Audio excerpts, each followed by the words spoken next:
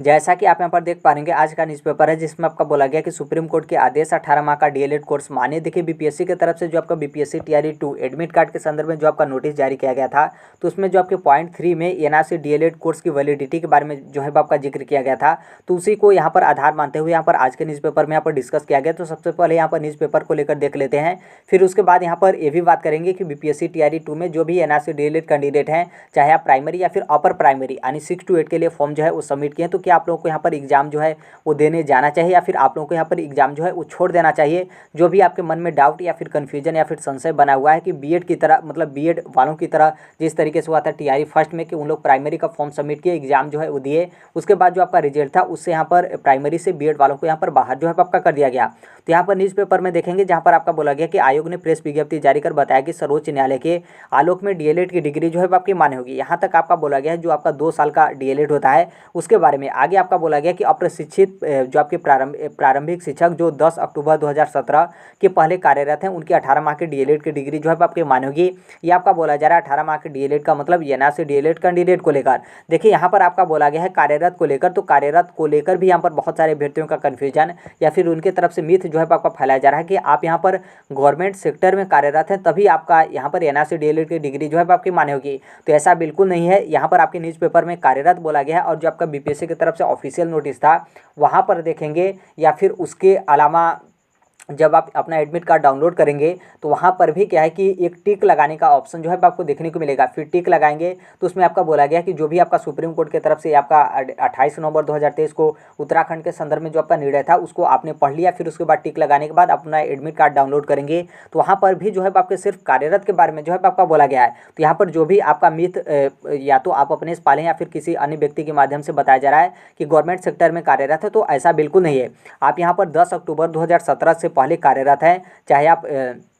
Government sector में कार्यरत हो या फिर प्राइवेट या फिर एडेड में, तो आपका जो 18 महीने का जो आपका डीएलएड की डिग्री है यानी एनआरसी डीएलएड आपने कोर्स किया है 2017 से 2019 के बीच, तो वो यहाँ पर आपका वैलिड रहेगा। किसी भी तरीके का आपका दिक्कत जो है वो नहीं होगा। अब यहाँ पर डेट को लेकर भी आपका कन्फ्यूजन है कि 10 अक्टूबर 2017 एक ऐसा है। तो देखिए जो आपका एनआर डीएलएड का जो आपका विज्ञापन जारी किया गया था तो उसके बारे में यहाँ पर जो है आपका बोला गया है। इसका मतलब साफ है कि आप लोग विज्ञापन के आधार पर अपना फॉर्म जो है वो सबमिट किए हैं, तो नॉर्मल सी बात है उससे एक दिन पहले भी यदि आप यहाँ पर 9 अक्टूबर 2017 भी जो है आप यहाँ पर दिखाते हैं तो आप यहाँ पर बिल्कुल वैलिड है। इसका मतलब यह है कि जो आपका विज्ञापन जारी किया गया था तो उसी के आधार पर आपने एनआर डीएलएड का फॉर्म जो है वो सबमिट किए थे। तो इसका मतलब इतना तो कन्फर्म है कि आप लोग उस टाइम पर किसी न किसी विद्यालय में कार्यरत थे, तभी तो आपने यहाँ पर एनआरसी डीएलएड किया, क्योंकि एनआरसी डीएलएड फ्रेश कैंडिडेट के लिए तो था नहीं। चाहे आप गवर्नमेंट विद्यालय में या फिर प्राइवेट विद्यालय में या फिर एडेड विद्यालय में थे, तभी उसी के आधार पर आप लोग यहाँ पर एनआरसी डीएलएड किए थे। तो इसका मतलब साफ है कि जितने भी एनआरसी डीएलएड कैंडिडेट हैं आप लोगों की सभी लोगों की यहाँ पर जो आपका 18 महीने का डीएलएड का डिग्री, हालांकि 18 महीने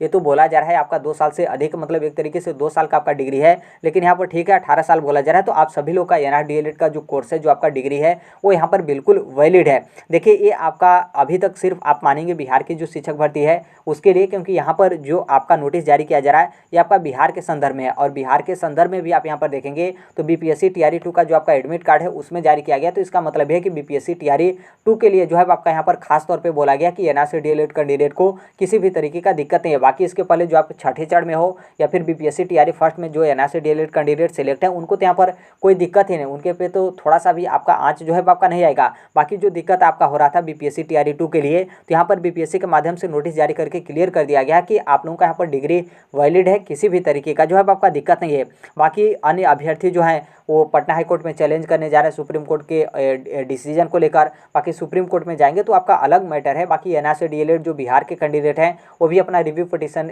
मतलब दायर करेंगे, रिव्यू के लिए जो है वो सुप्रीम कोर्ट में जाएंगे, तो आपका बाद का बात है। लेकिन अभी वर्तमान में जो आपका बीपीएससी टीआरई 2 का जो आपका सामने अपने आपके सर पे जो है आपका एग्जाम है, तो उसके लिए तनिक भी आप अपने मन में कन्फ्यूजन या फिर डाउट मत पालिए। आप लोग बहुत अच्छे तरीके से खुले मन से मतलब एक फ्रेश की तरह आप लोग एग्जाम जो है वो देने जाइए। आगे आपका बोला गया है गलत दस्तावेज को लेकर कि यदि आप यहाँ पर बीपीएससी टीआरई 2 में गलत दस्तावेज अपलोड करते हुए अपना फॉर्म जो है वो सबमिट कर लिए हैं और परीक्षा में शामिल होते हैं, फिर उसके बाद यहाँ पर पता चलता है आपके गलत डॉक्यूमेंट्स को लेकर, तो आपके खिलाफ जो भी यहाँ पर कानूनी कार्रवाई होगी वो यहाँ पर आपका किया जाएगा। बाकी यहाँ पर फोटो को लेकर बोला गया कि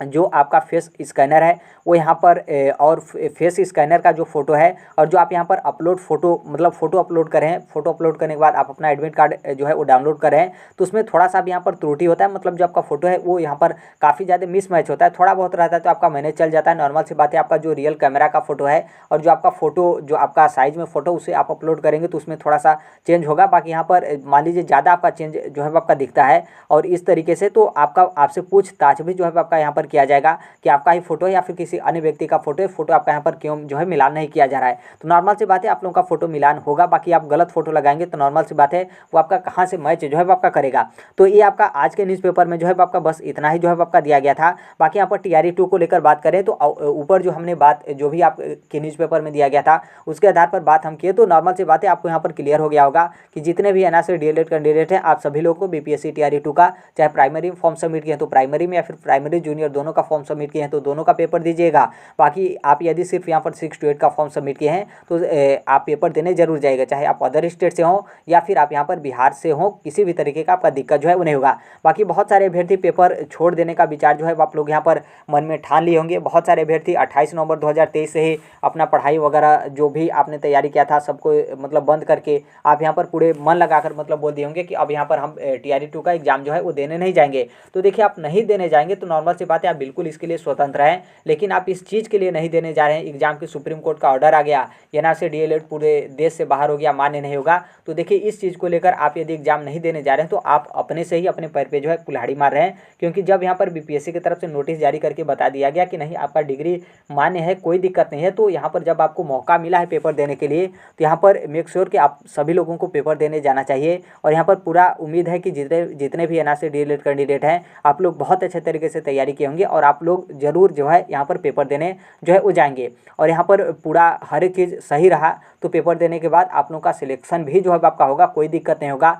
यदि मान लीजिए कोई उस तरीके का रोक लग जाता है फिर सुप्रीम कोर्ट की तरफ से BPSC TRE 2 के संदर्भ में जो आपका होगा तो उसमें कोई उस तरीके का आदेश जारी हो जाए फिर कोई उस तरीके का हो तो आपका अलग बात है। लेकिन अभी तक जिस तरीके से आप माहौल देखेंगे तो NRC DLED कैंडिडेट को BPSC TRE 2 में किसी भी तरीके का जो है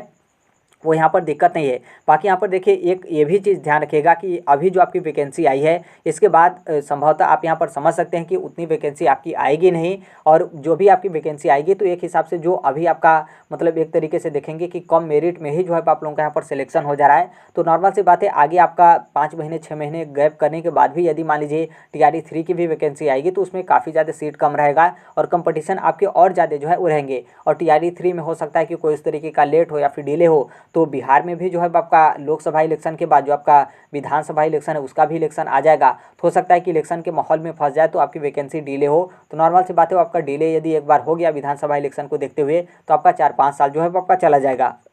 तो इसलिए आप पूरा कोशिश करिएगा कि TRE 2 में आप यहाँ पर सिलेक्शन जो है वो ले लें। अब देखिए, इतनी बड़ी स्तर पे आपका बिहार में पहली कक्षा से लेकर 12वीं तक की शिक्षक भर्ती हो रही है। और आज के न्यूज़पेपर में भी आप देखेंगे जो कि बिहार के संदर्भ में जो आपका अनुपात समानुपात के बारे में जो है आपका जिक्र जो है आपका न्यूज़पेपर में किया गया था कि लगभग यहाँ पर जो आपकी बिहार में इतने बड़े बड़े जो आपकी 2 शिक्षक भर्ती हो रही है और TRE 3 भी संभवतः आपकी आएगी, कोई दिक्कत नहीं है। और यहाँ पर 2-3 आपकी शिक्षक भर्ती हो जाएगी तो बिहार में जो आपका छात्र शिक्षक अनुपात है वो यहाँ पर आपका कंप्लीट हो जाएगा। और एक बार आपका छात्र शिक्षक अनुपात कंप्लीट हो जाता है तो फिर उसके बाद इतनी बड़ी संख्या में आप कभी वैकेंसी देखेंगे ही नहीं बिहार में। मतलब वैकेंसी आएगी भी तो वहीं आपका लगभग 2000 रहेगा, 4000 रहेगा, 5000 रहेगा, उसमें भी 50% फीमेल के लिए रिजर्वेशन आपका रहेगा। फिर उसके बाद भी जो आपका 75% बिहार में रिजर्व सीट जो है आपका हो गया है तो फिर 25% में, तो एक हिसाब से देखेंगे तो आपका वो वैकेंसी न के बराबर ही रहेगा, बहुत हाई लेवल आपका कंपटीशन रहेगा, तभी उसमें जो है आपका सीट यहाँ पर कन्फर्म होगा। तो इसलिए पूरा कोशिश करेगा कि जितने भी NRC DLED कैंडिडेट हैं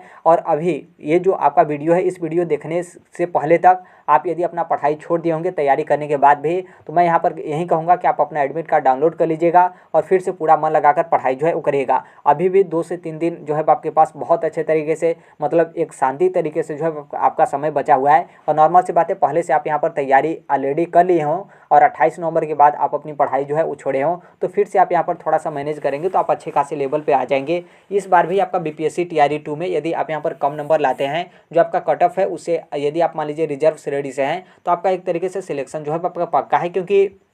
6 to 8 में भी कंपटीशन तो है, लेकिन उतना फॉर्म जो है आपका सबमिट नहीं किया गया है। तो अभी के लिए यही अपडेट है, बाकी जैसे भी जो कोई भी अपडेट होगा उसे हम इस platform right to education Sonbhadra पे शेयर जो है वो कर देंगे। तो अभी तक इस चैनल को सब्सक्राइब नहीं किए होंगे तो कर लीजिएगा, सब्सक्राइब करने के साथ साथ आप बेल आइकन को भी प्रेस जो है वो कर लीजिएगा, क्योंकि जो कोई भी सूचना फिर जो कुछ भी आपका नोटिस या फिर जो कुछ भी अपडेट वगैरह आता है तो आप बेल आइकन को प्रेस किए रहेंगे तो आपको पहले जो है आपको पता जो है वो चल जाएगा। तो अभी के लिए यही अपडेट है, बाकी मिलते हैं अगले नेक्स्ट वीडियो में, तब तक के लिए thank you, bye bye, take care, all the best, thank you for listening, God bless all, thank you.